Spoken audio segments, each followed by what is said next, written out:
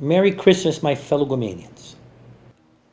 I believe Christmas is one of the most beautiful times of the year on Guam. It's not just because our villages are bright with holiday lights or because a shopping rush is stirring the economy. It's beautiful because family, love, and life become even stronger. It's a time of the year to put the past behind you and resolve to move forward, to make changes for the better. It's a time of year to step back from busy schedules, to cherish moments with loved ones, families, and friends. It's a time for giving, a time for sharing, and a time to give thanks for God's many blessings. As we celebrate Christmas and cherish the gift of life, I think we should remember our duty to protect life. As American citizens, we rest easy at night knowing that there are laws that protect us, laws that deter others from bringing harm. But what about the legally sanctioned medical killing of another human being through abortion? What makes this act of taking a life so much different from one man taking the life of another? The answer to this question is simple. There is no difference. The procedures are just as tragic as murders involving deadly weapons, just as inhumane as genocide. It shouldn't matter if the victim is 30 years old or just 30 days old in the womb. Everyone who is given the gift of life deserves the right to live. My fellow Guamanians, I've been fighting for the rights of unborn children since I was a senator. I've stood by my convictions, and I will continue to fight for babies who cannot fight for themselves. I will fight for policies and legislative measures to regulate this practice and do everything possible to reduce its incidence on Guam.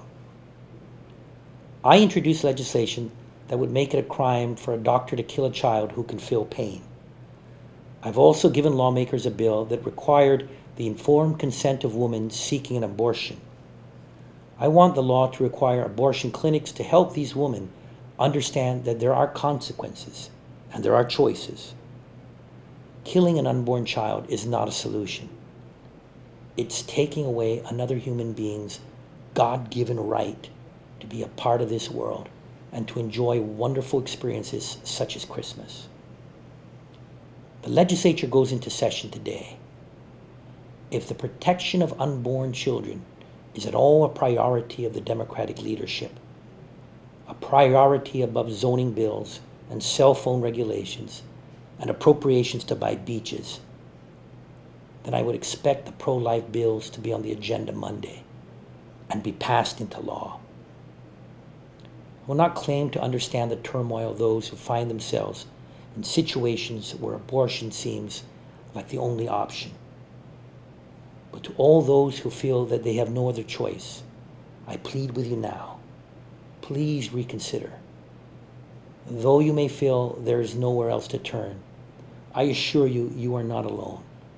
There are organizations, church groups, adoption centers, and foster families who are willing to help. We are here for you. Choose life. It has chosen you. I know that during this festive, busy season, it's not too difficult to forget that each day, abortions claim thousands of innocent lives before our first breath is ever taken.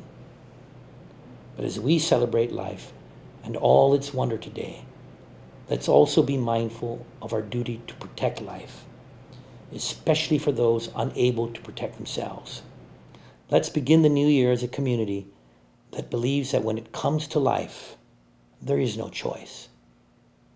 May the spirit of Christmas fill your hearts with warmth, and may the good Lord continue to protect you, your families, and for every human being, the right to live.